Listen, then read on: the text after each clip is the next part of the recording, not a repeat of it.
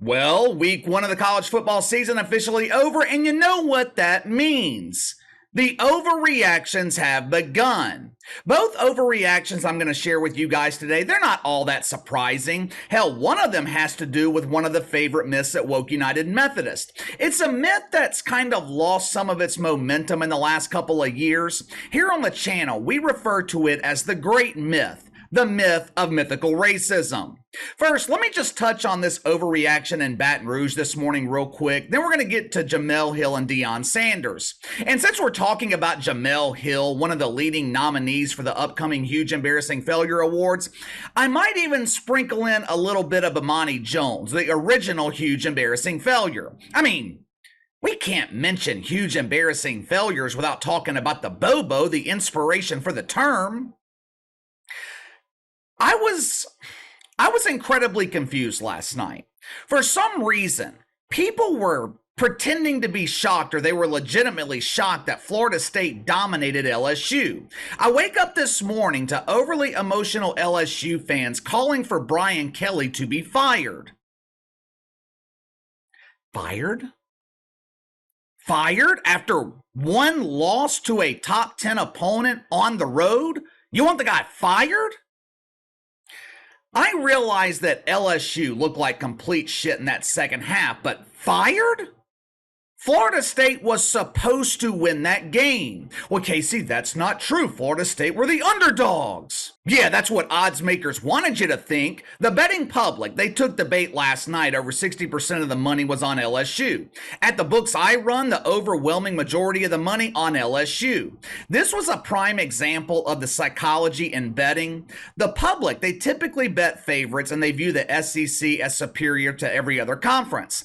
So odds makers set the line at LSU -2, enticing people to bet on that side. An SEC team giving up less than a field goal to a shitty ACC team? That's easy money. Yeah, it was easy money. For us, thanks for the donation. The overreactions on Twitter last night were absolutely comical. Thousands of tweets demanding that LSU fire Brian Kelly after one loss to a top 10 opponent. But at least those overreactions were sports related. At least those overreactions dealt with the game on the field. The other overreaction this weekend, it had nothing to do with football and everything to do with mythical racism. Saturday morning, Deion Sanders led his rebuilt Colorado team into TCU, shocked the country, to be honest with you, by winning on the road as a 21-point dog. Now, I was watching this game at my sister's house Saturday morning. It was my youngest nephew's birthday Saturday. He turned 4. Entire family was at my sister's for his party, with all of us men complaining that my sister had the audacity to plan this birthday party on the opening weekend of college football season. There's probably 20, maybe 30 people over there. Now, after Colorado won, you know how many times race was mentioned? None. Now, me personally, I was happy for Deion Sanders. I have always liked Deion Sanders. Dude's one hell of an entertainer. I think he's good for college football. The kids can relate to him. He's someone they can look up to. He's someone that they will listen to because Deion Sanders has credibility. He has succeeded at every level. Now, I think most people were like me. They were happy for Deion Sanders on Saturday.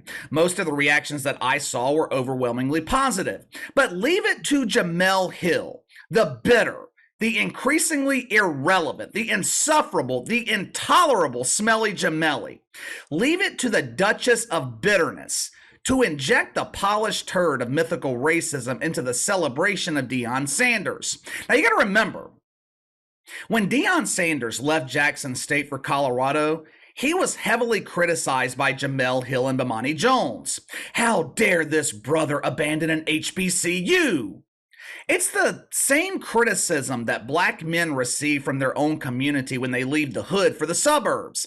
I've never understood this narrative. I've never understood why black men get criticized for stepping up. But all of a sudden, Jemele Hill goes from one of the biggest critics of Deion Sanders to one of his defenders.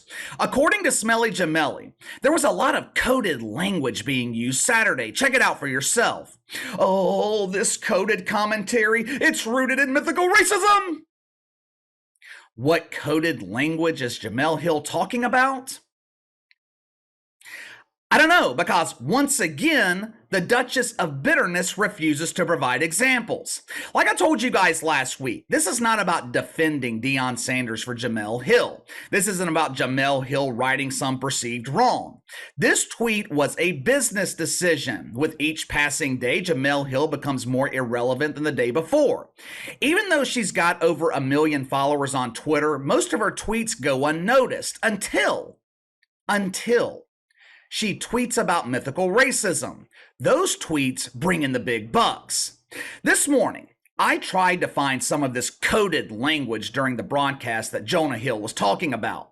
I could only find one example. During the broadcast, one of the commentators, they referred to Jackson State as a black college. This is a direct violation. You are not allowed to refer to an all-black college as an all-black college. You must call it a college of the marginalized. So, let me make sure I'm understanding this correctly. You're upset because Jackson State was referred to as a black college. But what would have happened if Jackson State wasn't even mentioned, period? I guarantee you, Jemele Hill would have expressed her fake outrage. And you don't have to take my word for it. Casey always comes with the proof. Check it out for yourself. His path to success only happened because of an HBCU. Make sure this part of the story doesn't get lost. Why? When people talk about Nick Saban, do they claim the only reason he is successful is because he was given his first coaching opportunity at Toledo? I'd be willing to bet most people don't even realize Nick Saban coached at Toledo. When we talk about the success of Pete Carroll, do we credit his success to the New York Jets, who gave him his first head coaching opportunity in 1994? No. So why should it be different with Deion Sanders? It should be different with Deion because he's a black man who got started at an HBCU?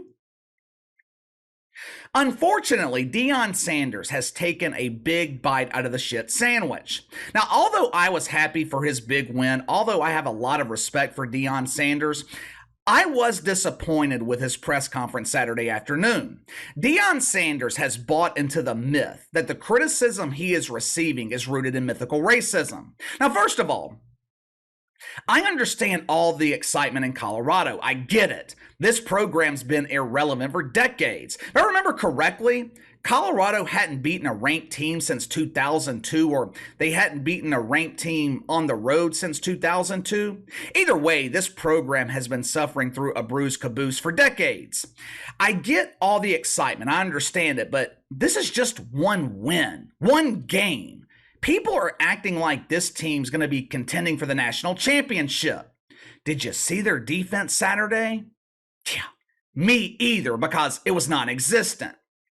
But during the post-game press conference, Deion Sanders, he decided to address his critics, but instead of addressing their criticisms directly, he fell back on the painfully boring excuse of mythical racism. Watch for yourself. When you see a confident black man sitting up here talking his talk, walking his walk, coaching 75% African Americans in the locker room, that's kind of threatening. Oh, they don't like that. What the hell's he talking about? I don't know about you guys, but I don't remember feeling threatened on Saturday afternoon. I didn't see a confident Deion Sanders and think, oh, this is so threatening. Threatening to what?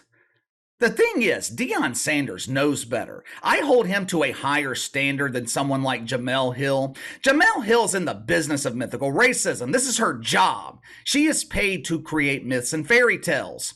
Smelly Jemele, she doesn't know shit about football. She has as much experience being around the game of football as someone like Mina Kimes. So I expect Jemele Hill to pretend the criticism of Deion Sanders is rooted in mythical racism. But Deion Sanders knows better. This dude's been around the game of football his entire life. He claimed seeing a confident black man coaching a roster that is 75% black, oh, that's threatening. Doesn't every roster in the country consist of 75% black players? I didn't check, but I would imagine Bethune-Cookman has a football roster that consists of mostly black players.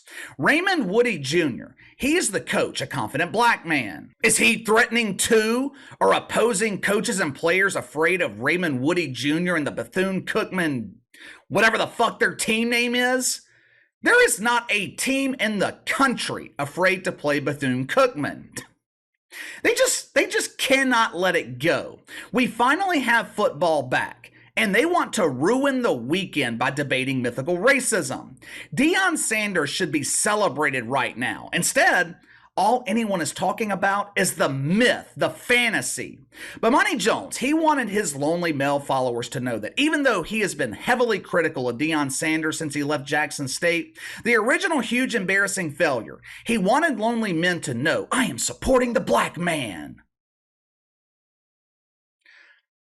Again, what the hell does his race have to do with this?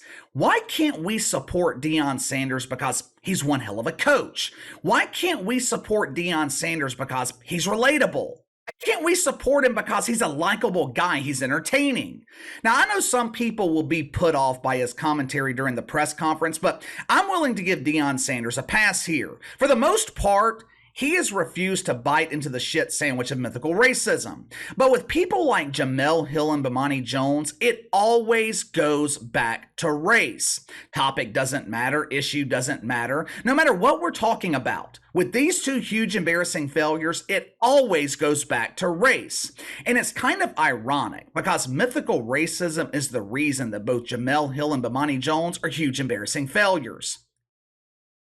But give me your thoughts. The celebration of Deion Sanders is ruined by mythical racism. Jemele Hill claims to have seen coded language, but once again fails to provide any examples. Deion Sanders pushes the narrative during his press conference. Now, do you think he is starting to believe into this fantasy, or are you willing to give Deion Sanders a pass here? You let me know. Sound off in the comments below. Make sure to like and subscribe. Click the notification bell to receive all notifications from the channel. Best way to contact me is by email at btlkc84@gmail.com, KC_BTL84 on Twitter. I'll see you guys tomorrow.